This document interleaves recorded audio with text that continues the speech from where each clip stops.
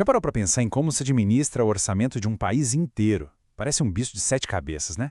Mas no fundo, a lógica não é tão diferente de cuidar das finanças de casa. Só que, claro, numa escala gigantesca. Tanto lá como cá, é preciso ter regras bem claras para que as contas não saiam do controle. E no Brasil, essas regras têm nome, sobrenome e uma história bem interessante, que é o que a gente vai desvendar agora. Pois é, essa é a pergunta de US$ 1 milhão.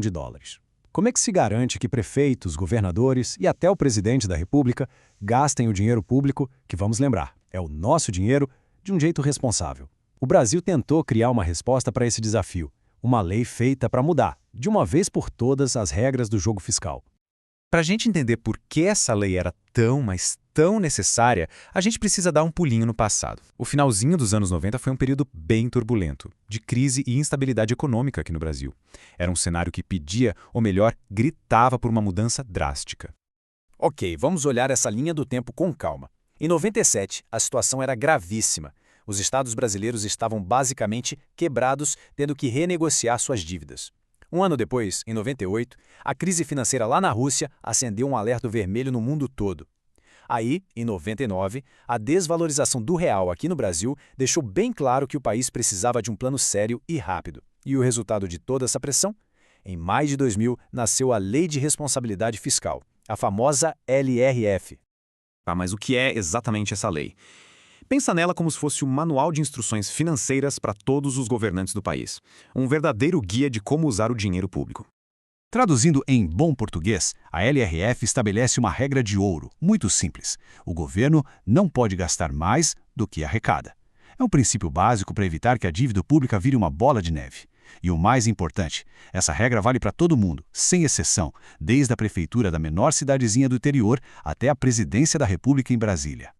E a lei toda se sustenta em alguns pilares, alguns princípios fundamentais. Tudo começa com planejamento para saber onde se quer chegar.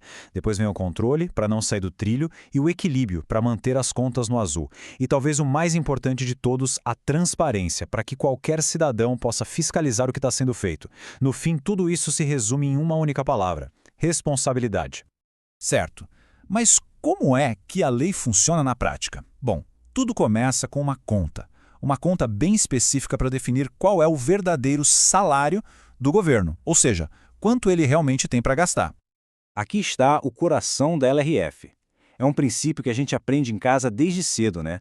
A grande sacada da lei foi aplicar essa lógica que é super simples à gestão pública.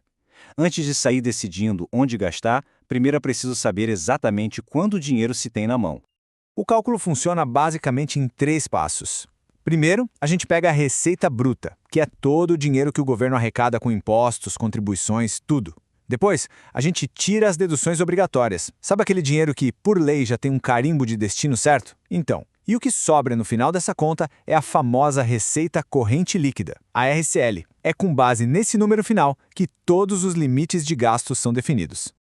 Agora que já se sabe o valor da RCL, ou seja, o dinheiro que o governo realmente tem para gastar, a lei entra em campo para valer, estabelecendo limites muito, mas muito claros. E vamos começar pelo maior de todos eles, as despesas com pessoal.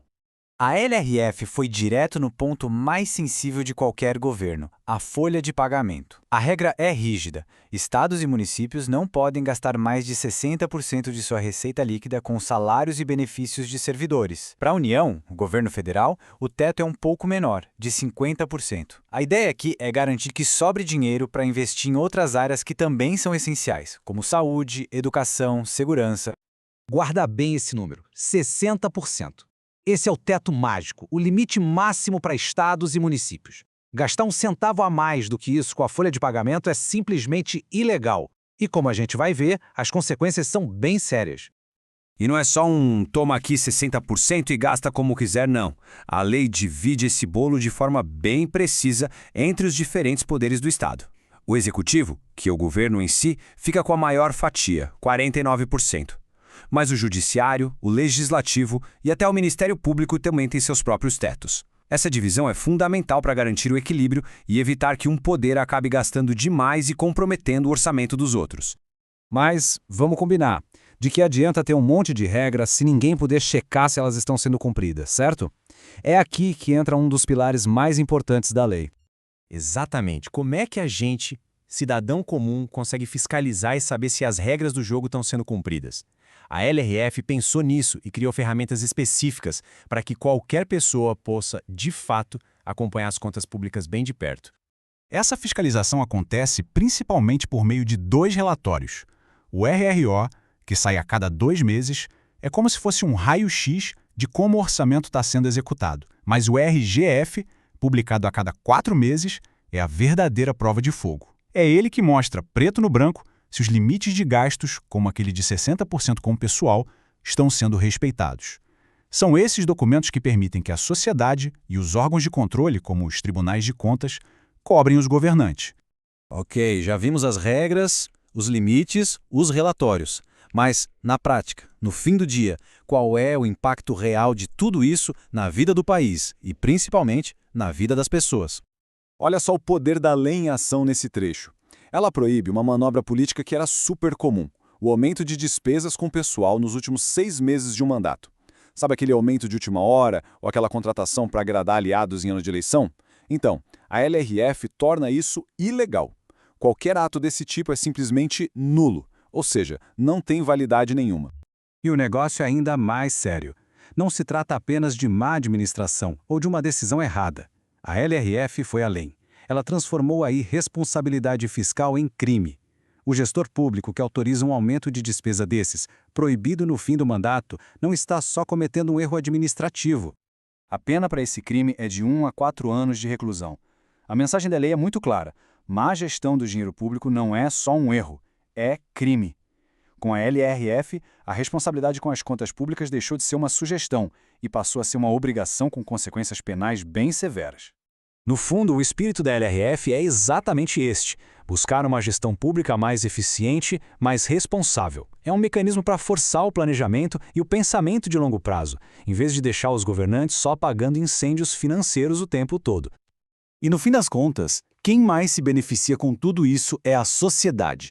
Uma gestão fiscal responsável significa que existe uma chance maior de o dinheiro dos impostos se transformar de verdade em melhores escolas, hospitais e estradas, com menos desperdício e muito mais transparência no meio do caminho. E a gente termina com essa reflexão. As regras do jogo estão no papel. São claras. As ferramentas de fiscalização existem. Mas a busca pelo equilíbrio fiscal é um desafio constante, que depende menos da lei em si e muito mais do compromisso de quem está no poder. É uma discussão que, aqui no Brasil, está bem longe de acabar.